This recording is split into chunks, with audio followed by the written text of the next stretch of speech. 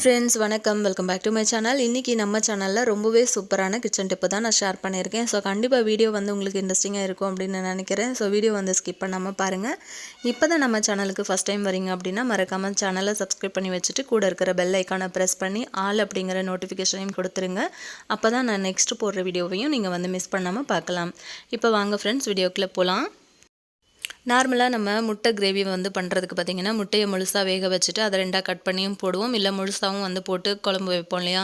So அந்த மாதிரி பண்ணாமல் இந்த மாதிரி இட்லி பாத்திரத்தில் கொஞ்சமாக தண்ணி சேர்த்துட்டு அடுப்பில் வச்சுருங்க. தண்ணி கொதிக்க ஆரம்பித்ததுக்கு பிறகு இந்த மாதிரி இட்லி பிளேட்டில் வந்து கொஞ்சமாக ஆயில் அப்ளை பண்ணிவிட்டு முட்டையை வந்து உடச்சி ஊற்றிடுங்க.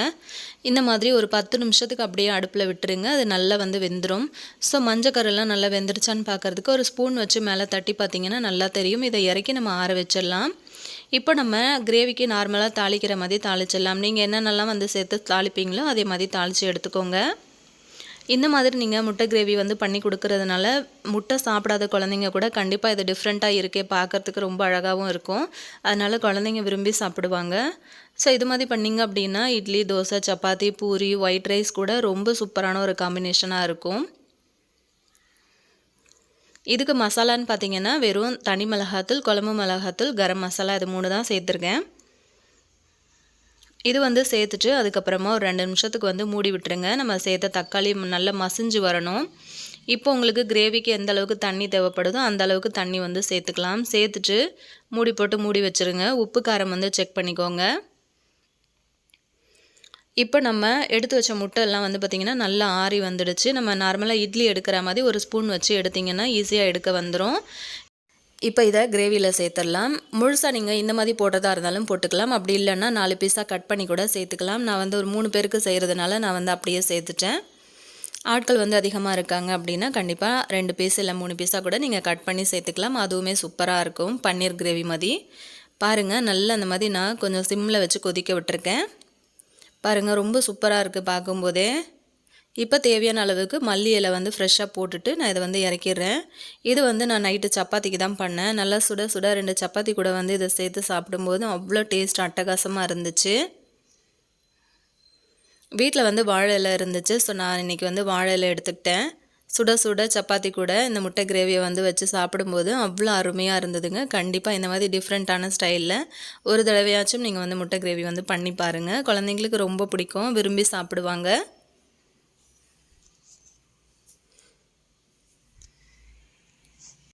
இப்போ நம்ம அடுத்த டிப் என்னென்னு பார்க்கலாம். இந்த மாதிரி தேங்காயெலாம் நம்ம உடச்சிட்டு சமையலுக்கு யூஸ் பண்ணினதுக்கு பிறகு மீதி பாதி வந்து அப்படியே வச்சுருப்போம் இல்லையா. ஸோ ஃப்ரிட்ஜில் நம்ம வச்சா கூட கொஞ்சம் நாள் ஒரு மாதிரி ஃபங்கஸ் வந்த மாதிரி ஆகிடும். அந்த மாதிரி ஆகாமல் இருக்கிறதுக்காக நம்ம வந்து இந்த தேங்காய் எப்படி வைக்கலான்னு பார்த்தீங்கன்னா ஒரு காட்டன் துணி எடுத்து அந்த தேங்காய் மேலே இருக்கிற ஈரத்தெல்லாம் தொடச்சிருங்க. இப்போ ஒரு 1/4 டீஸ்பூன் அளவுக்கு உப்பு வந்து சேர்த்துக்கோங்க. சேர்த்துட்டு அந்த தேங்காய் மேலே ஃபுல்லாகவே வந்து படுற மாதிரி எல்லா இடத்துலையும் வந்து தேய்ச்சி விட்டுருங்க. இப்போ இந்த சால்ட் நீங்கள் வந்து தேய்ச்சி வைக்கிறதுனால உங்களுக்கு வந்து தேங்காய் கெட்டு போகாது. ரொம்ப நாளுக்கு வந்து நல்லாவே இருக்கும், ஃபங்கஸ் வராது. ஸோ ட்ரை பண்ணி பாருங்கள். இப்போ நம்ம அடுத்த டிப் என்னென்னு பார்க்கலாம். இந்த மாதிரி ஃப்ரிட்ஜ் டோரில் வந்து பார்த்திங்கன்னா இந்த லெதர் இருக்கும் இல்லைங்களா. இந்த லெதரில் வந்து பார்த்திங்க அப்படின்னா அதிகமான அழுக்கு வந்து இதில் தான் சேரும். ஸோ இதை வந்து நம்ம கண்டுக்காமல் விட்டுட்டோம் அப்படின்னா இது வந்து ரொம்ப விடாப்பிடியான கரையாக வந்து மாறிடும். ஸோ அப்படியே செட் ஆயிரும். நமக்கு வந்து கழுவுறதுக்கு கொஞ்சம் கஷ்டமாக இருக்கும். ஸோ அதை எப்படி ஈஸியாக கழுவலாம் அப்படின்னு பார்த்தீங்கன்னா இந்த மாதிரி ஒரு ஷாம்பு பாக்கெட்டும் ஒரு 1/2 ஸ்பூன் அளவுக்கு பேக்கிங் சோடா வந்து எடுத்திருக்கேன். கூடவே வந்து வினிகர் எடுத்திருக்கேன். நம்ம குக்கிங்க்கு வந்து யூஸ் பண்ணுற வினிகர் தான். இதை வந்து 1 ஸ்பூன் அளவுக்கு சேர்த்துருங்க. இப்போ சூப்பரான ஒரு சொல்யூஷன் வந்து நம்ம ரெடி பண்ணிட்டோம். இதில் வந்து நீங்கள் யூஸ் பண்ணி கழுவுறதுனால ரொம்ப சூப்பராக அந்த அழுக்கு எல்லாமே வந்து போயிடும். அந்த சைடு டோரில் வந்து பார்த்திங்கன்னா இருக்கிற அழுக்கு அந்த மாதிரி ஒரு ஸ்பூன் வச்சுட்டு கொஞ்சம் கொஞ்சமாக அந்த சொல்யூஷனை வந்து அப்ளை பண்ணி விடுங்க.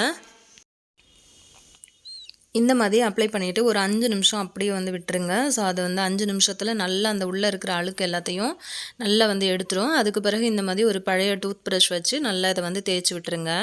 இந்த மாதிரி நீங்கள் தேய்க்கும் போது நல்லா ஸ்ட்ராங்காக பிடிச்சிட்டு இருக்க அழுக்கு கரை எல்லாமே வந்து உங்களுக்கு ரிமூவ் ஆகி வந்துடும். ஸோ மாதத்துக்கு ஒரு தடவை கூட நீங்கள் இந்த மாதிரி வந்து தேய்ச்சி கழுவிட்டிங்கன்னா உங்களோட ஃப்ரிட்ஜ் டோர் வந்து அதாவது அந்த லெதர் வந்து பார்க்குறதுக்கு நல்லா பளிச்சுன்னு புதுசு போல் இருக்கும். அதுக்கப்புறமா ஒரு துணி வச்சு தொடச்சிருங்க. இப்போ வந்து பார்த்திங்க அப்படின்னா நல்லா பளிச்சுன்னு ரொம்ப சூப்பராக வந்து க்ளீன் ஆகி வந்திருக்கு பாருங்கள். உங்களுக்கு பார்க்கும்போதே தெரியும். ஸோ கண்டிப்பாக இந்த டிப்பையும் வந்து ட்ரை பண்ணி பாருங்கள். இப்போ நம்ம அடுத்த டிப் என்னென்னு பார்க்கலாம். அந்த மாதிரி பாவக்காய் வந்து பார்த்திங்க அப்படின்னா வாரத்தில் ஒரு தடவையாவது நம்ம வந்து சாப்பாட்டில் சேர்த்துக்கணும். உடம்புக்கு ரொம்பவே நல்லது. ஸோ அந்த பாவக்காய் வந்து இருக்கிற கசப்பு எப்படி எடுக்கலான்னு பார்த்தீங்கன்னா, ஒரு 1/2 ஸ்பூன் அளவுக்கு உப்பு, 1/2 ஸ்பூன் அளவுக்கு மஞ்சத்தூள் மட்டும் சேர்த்துட்டு நல்லா அது ரெண்டுத்தையும் வந்து நல்லா மிக்ஸ் பண்ணிவிட்டு ஒரு பிளேட் போட்டு மூடி வச்சுருங்க. ஒரு 10 நிமிஷம் அதை வந்து நம்ம அப்படியே விட்டுடலாம். ஸோ பாவக்காய் வந்து சாப்பிட்றதுக்கு நிறைய பேர் ஆசைப்படுவாங்க. ஆனால் அது கசப்பாக இருக்கிறதுனால விரும்புறது கிடையாது. நீங்கள் இந்த மாதிரி செய்கிறதுனால அதில் இருக்கிற கசப்பு வந்து 100க்கு ஒரு 80% வந்து உங்களுக்கு போயிடும். ஸோ ஒரு 10 நிமிஷம் கழித்து பார்த்தீங்கன்னா நல்லா அந்த தண்ணி விட்டு இருக்கும். ஸோ இந்த மாதிரி இருக்கும்போது நீங்கள் வந்து நல்லா அந்த பிழிஞ்சு கொடுத்துட்டிங்கன்னா அந்த பாவக்காயை எடுத்து இந்த மாதிரி பிழிஞ்சிங்க அப்படின்னா நல்ல தண்ணி வந்து அதிலேருந்து வெளியே வந்துடும். ஸோ இந்த மாதிரி வெளியில் வர்ற தண்ணியில் வந்து உங்களுக்கு பாவக்காயில் இருக்கிற ஒரு 80% வரைக்கும் இருக்கிற கசப்பு வந்து ரிலீஸ் ஆகி வந்துடும். ஸோ அதுக்கப்புறம் நீங்கள் வந்து பாவக்காய் சமைச்சு பாருங்கள். உங்களுக்கே வந்து கண்டிப்பாக டிஃப்ரெண்ட் வந்து தெரியும். கண்டிப்பாக கசப்பு வந்து நல்லாவே குறைஞ்சிருக்கும். ஸோ கண்டிப்பாக இந்த டிப்பையும் ட்ரை பண்ணி பாருங்கள். இப்போ நம்ம அடுத்த டிப் என்னென்னு பார்க்கலாங்க. இந்த மாதிரி கொண்டக்கடலைலாம் நம்ம வந்து மசாலா பண்ணுறது, அதாவது குருமா மசாலா அந்த மாதிரிலாம் பண்ணுவோம் இல்லையா, அதுக்காக நம்ம வேக வைப்போம். வேக வைக்கிற டைமில் வந்து பார்த்திங்க அப்படின்னா சின்னதாக ஒரு ஒயிட் கிளாத் வந்து, அதாவது காட்டன் கிளாத் எடுத்துக்கோங்க. அதில் ஒரு 1/2 ஸ்பூன் அளவுக்கு டீ தூள், ஒரு துண்டு பட்டை, 2 வந்து கிராம்பு வந்து சேர்த்துருக்கேன். இது 3த்தையும் வந்து சேர்த்துட்டு நல்லா அந்த மாதிரி ஒரு முடிச்சு மாதிரி கட்டிக்கோங்க. கட்டிட்டு கொண்டக்கடலை வேக வைக்கும்போது அதை உள்ளே வந்து போட்டுருங்க. நல்லா ஸ்ட்ராங்காக கட்டிடுங்க அவராத மாதிரி. ஒரு 2 விசில் விட்டதுக்கு அப்புறமா வந்து இதை ஓப்பன் பண்ணி பார்த்திங்க அப்படின்னா நல்ல ஒரு வாசமாகவும் இருக்கும். அதே சமயத்தில் சீக்கிரமாக நல்ல பஞ்சு போல் வெந்திருக்கும். நல்ல ஒரு கலரும் உங்களுக்கு கிடைக்கும். ஸோ நல்லா வேக வைக்கிறதுக்காக இதை வந்து சேர்ப்பாங்க. இப்போ பாருங்கள் நல்ல பஞ்சு போல் வெந்திருக்கு. இப்போ வந்து இந்த கொண்டக்கடலையை நம்ம அப்படியே குருமாவில் வந்து சேர்த்துக்கலாம். ரொம்ப டேஸ்டியாக ரொம்ப டிஃப்ரெண்ட்டாக இருக்கும். கண்டிப்பாக ட்ரை பண்ணி பாருங்கள்.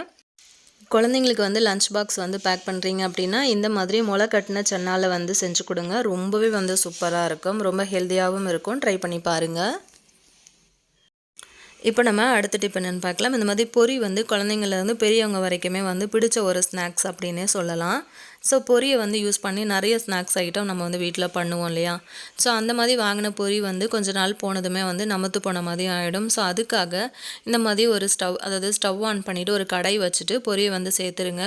ஒரு 5 நிமிஷத்துக்கு இந்த மாதிரி வறுத்து விட்டுட்டிங்க அப்படின்னா நல்ல மொறு மொறுன்னு ஃப்ரெஷ்ஷான பொரி உங்களுக்கு கிடச்சிரும். அதுக்கு பிறகு நீங்கள் குழந்தைங்களுக்கு வெல்லம் பொட்டுக்கடலைலாம் சேர்த்துட்டு ஒரு ஸ்நாக் மாதிரி பண்ணி கொடுக்கலாம். ஸோ ட்ரை பண்ணி பாருங்கள். இப்போ நம்ம அடுத்த டிப் என்னென்னு பார்க்கலாம். இந்த மாதிரி நம்ம ஆயிலெலாம் வந்து வாங்கி யூஸ் பண்ணினதுக்கப்புறமா அந்த ஆயில் கவரில் வந்து 1-2 கவரை வந்து தேவைக்காக எடுத்து வச்சுக்கோங்க.